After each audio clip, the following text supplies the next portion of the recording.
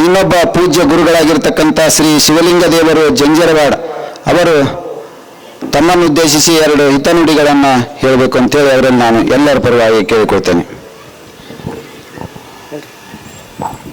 ಪಾದವನಿಟ್ಟ ನೆಲವೇ ಸುಕ್ಷೇತ್ರ, ಜಲವೇ ಪಾವನ ತೀರ್ಥ, ಸುಲಭ ಶ್ರೀ ಗುರುವೇ ಕೃಪೆಯಾಗು. ಪ್ರಥಮದಲ್ಲಿ ಎನ್ನ ಆರಾಧ್ಯ ದೈವ ಈ ನಾಡಿಗೆ ಕಾಯಕ ದಾಸೋಹದಂತಹ ಮಹಾನ್ ರತ್ನಗಳನ್ನು ಕೊಟ್ಟು ನಾಡಿನ ಹೆಸರನ್ನ, ಕರುನಾಡಿನ ಕೀರ್ತಿಯನ್ನ ವಿಶ್ವಮಟ್ಟಕ್ಕೇರಿಸಿದಂತಹ ಜಗಜ್ಯೋತಿ ಬಸವೇಶ್ವರನ ಹೃದಯ ಮಂದಿರದಲ್ಲಿ ಧ್ಯಾನಿಸಿಕೊಂಡು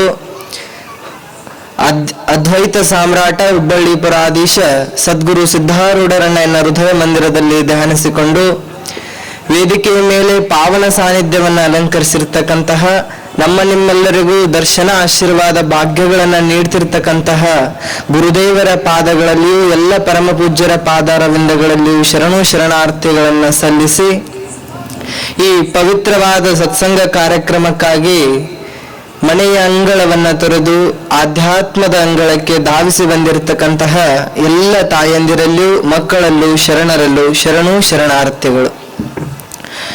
12ನೇ ಶತಮಾನದಲ್ಲಿ ಆಗಿ ಹೋಗಿರ್ತಕ್ಕಂಥ ಶರಣರು, ಆ ಎಲ್ಲ ಶರಣರಲ್ಲಿ ಬಹುಮುಖ್ಯವಾಗಿರ್ತಕ್ಕಂಥ ನಮಗೆಲ್ಲ ಅವರು ಹೇಳಿಕೊಟ್ಟು ಹೋಗಿರೋದು ಯಾವ ಅಂತಂದ್ರೆ, ಒಂದು ಕಾಯಕ, ಇನ್ನೊಂದು ದಾಸೋಹ, ಇನ್ನೊಂದು ಸತ್ಸಂಗ ಅಂತ.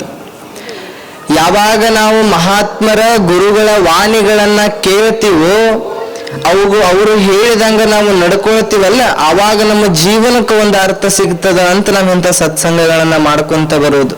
ನೋಡ್ರಿ, ನಮ್ಮ ಹಿರಿಯರ ಹಾಕಿ ಕೊಟ್ಟಿರ್ತಕ್ಕಂಥ ಪದ್ಧತಿಗಳು, ಶ್ರಾವಣದಾಗ ಪ್ರವಚನ, ನವರಾತ್ರಿ ಒಳಗೆ ಪ್ರವಚನ, ಯಾವುದರ ಜಾತ್ರೆ ಇರಲಿ ಅವಾಗ ಪ್ರವಚನಗಳನ್ನ ಹಚ್ಚೋದು. ಹಿಂಗ ನಮ್ಮ ಹಿರಿಯರು ಏನ್ ಮಾಡ್ತಿದ್ರು ಅಂತಂದ್ರ, ಯಾವ್ಯಾವ ಶುಭ ಸಂದರ್ಭಗಳು ಬರ್ತಾವಲ್ಲ ಅವಾಗ ಗುರುಗಳನ್ನ ಊರಿಗೆ ಕರ್ಕೊಂಡು ಬಂದು ಎಲ್ಲರನ್ನ ಒಗ್ಗೂಡಿಸಿಕೊಂಡು ಕುಣಿಸ್ಕೊಂಡು ಆ ಗುರುಗಳ ಮಾತುಗಳನ್ನ ಎಲ್ಲರಿಗೆ ತಲುಪಿಸುವಂತಹ ಕಾರ್ಯವನ್ನ ಮಾಡ್ತಿದ್ರು. ಯಾಕೆ ಇಂಥ ಸತ್ಸಂಗ ಕಾರ್ಯಕ್ರಮಗಳು ಬೇಕು ಅಂತಂದ್ರ, ನೋಡ್ರಿ ಈಗೆಲ್ಲ ಕತ್ಲಾಗ್ಯದ. ಈ ಕತ್ತಲು ಹೋಗಬೇಕು ಅಂತಂದ್ರೆ ಏನಾಗ್ಬೇಕ್ರಿ? ಸೂರ್ಯ ಉದಯ ಆಗಬೇಕು, ಸೂರ್ಯ ಬಾನೊಳಗೆ ಮೂಡಿ ಬರಬೇಕು, ಅವಾಗ ಈ ಕತ್ತಲು ಹೋಗ್ತದ. ನಾವೆಲ್ಲರೇ ಬಹಳ ಮಂದಿನ ಕರ್ಕೊಂಡು ಕತ್ತಲಿಗೆ ಹೋಗಿ ಒಂದು ಕೈಯಾಗ ಕುಡಿಯೋಲು ಕೊಡ್ಲಿ ಹಿಡ್ಕೊಂಡು ಹೋಗಂತ ಹಂಚಿಕೆ ಹಾಕ್ರೆ ಕತ್ಲು ಹೋಗ್ತದನ್ರಿ? ಹೋಗಂಗಿಲ್ಲ. ಯಾವಾಗ ಹೋಗ್ತದ ಕತ್ತಲು ಅಂತಂದ್ರ, ಯಾವಾಗ ಜ್ಞಾನದ ಸಂಕೇತ ಆಗಿರ್ತಕ್ಕಂಥ ಸೂರ್ಯನ ಉಗಮ ಆಗ್ತದೋ, ಒಂದು ದೀಪಕ್ಕೆ ಹಚ್ಚಿರ್ತಕ್ಕಂಥ ಅಗ್ನಿ ಕಾಣಿಸ್ತದಲ್ಲ, ಅವಾಗ ಆ ಅಜ್ಞಾನ ಸಂಕೇತವಾಗಿರ್ತಕ್ಕಂಥ ಕತ್ತಲು ಹೋಗ್ತದ. ಸಂಸ್ಕೃತದೊಳಗೆ ಹೇಳ್ತಾರ, ಅಜ್ಞಾನ ತಿಮಿರಾಂಧಸ್ಯ ಜ್ಞಾನಾಂಜನ ಶಲಾಕಯ ಚಕ್ಷುರುನ್ಮೀಲಿತನ್ನೇನ ತಸ್ಮೈ ಶ್ರೀ ಗುರುವೇ ನಮಃ ಅಂತ.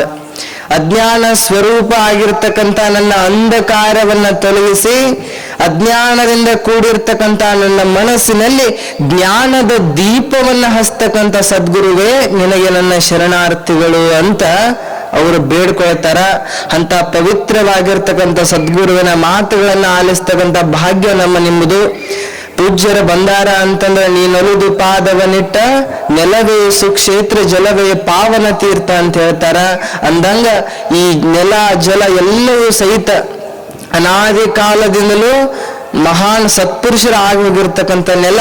ಈ ನೆಲದಲ್ಲಿ ಮತ್ತೊಮ್ಮೆ ಈ ಸತ್ಸಂಗ ಕಾರ್ಯಕ್ರಮಗಳ ನಡಿಲಕತ್ತವ. 15 ವರ್ಷದ ಸತ್ಸಂಗ ಕಾರ್ಯಕ್ರಮ ಈ ವರ್ಷ ಇನ್ನೂ ಅದ್ಧೂರಿಯಾಗಿ ನಡೀಲಿ. ತಾವೆಲ್ಲರೂ ಸಹಿತ ದಿನಪ್ರತಿ ಬಂದು ಈ ಸತ್ಸಂಗದಲ್ಲಿ ಪಾಲ್ಗೊಳ್ರಿ, ನಿಮ್ಮ ಜೀವನವನ್ನು ಉದ್ಧಾರ ಮಾಡಿಕೊಳ್ರಿ ಅಂತ ಹೇಳ್ತಾ ಎನ್ನೆರಡು ಮಾತುಗಳನ್ನ ಪೂಜ್ಯ ಗುರುದೇವರ ಪಾದಗಳಲ್ಲಿ ಅರ್ಪಿಸ್ತೇನೆ. ಓಂ ಶಾಂತಿ.